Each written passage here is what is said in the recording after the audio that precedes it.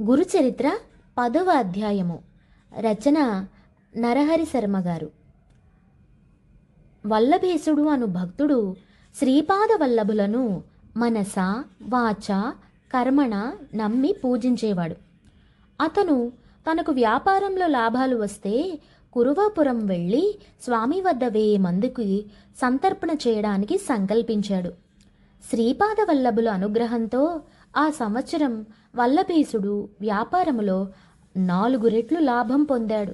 అప్పటికే శ్రీపాదుల వారు అంతర్ధానమైనట్లు తెలుసుకుని బాధపడ్డ వల్లభేశుడు కురవపురంలోనే సమారాధన చేయడానికి కావలసిన ధనాన్ని మూటగట్టుకుని కురవపురం బయలుదేరాడు.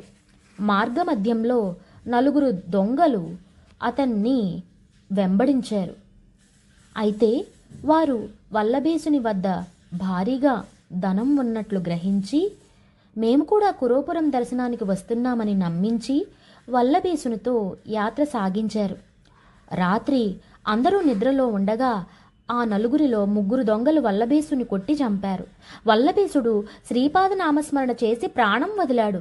తక్షణమే శ్రీపాద వల్లభులు శూలాన్ని ధరించి ప్రత్యక్షమై ఆ 3 దొంగలను వధించారు. 4వ వాణ్ణి చంపబోగా వాడు స్వామికి నమస్కరించి, స్వామి, ఆ 3 దొంగలని నాకు తెలీదు కనుక వారితో పర్యటిస్తున్నాను, నన్ను నమ్మండి అని వేడుకొనగా శ్రీపాద శ్రీవల్లభులు వానిని సహృదయముతో క్షమించి విభూతిని ఇచ్చి అది వల్లభేశునిపై చల్లమని చెప్పి అదృశ్యమయ్యారు. ఆ 4వ వ్యక్తి స్వామివారు చెప్పిన విధంగా విభూతిని వల్లభేశుని శవంపై చల్లగా వల్లభేశుడు నిద్ర నుంచి లేచినట్లుగా కూర్చున్నాడు. శ్రీపాద వల్లభులు ఆర్తత్రాణ పారాయణతను మనస్ఫూర్తిగా అనుభవించి కురవపురం చేరి 4000 మందికి సమారాధన చేసి తన భక్తిని చాటుకున్నాడు.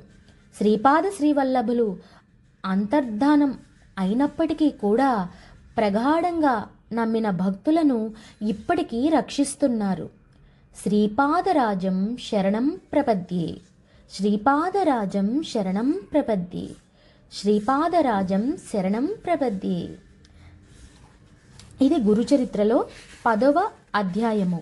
రచన నరహరి శర్మ గారు. మీకు ఇంతకుముందు చెప్పాను కదా, మీరు నా పాత వీడియోలు చూసినట్లయితే మీకు కనిపిస్తుంది.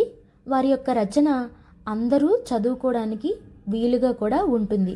మీకు స్క్రీన్ మీద ఇదివరకు నెంబర్లు ఇచ్చాను. వారు ఉచితంగా గురుచరిత్రను పంచుతున్నారండి. కావలసిన వారు తప్పకుండా తెప్పించుకొనవచ్చును.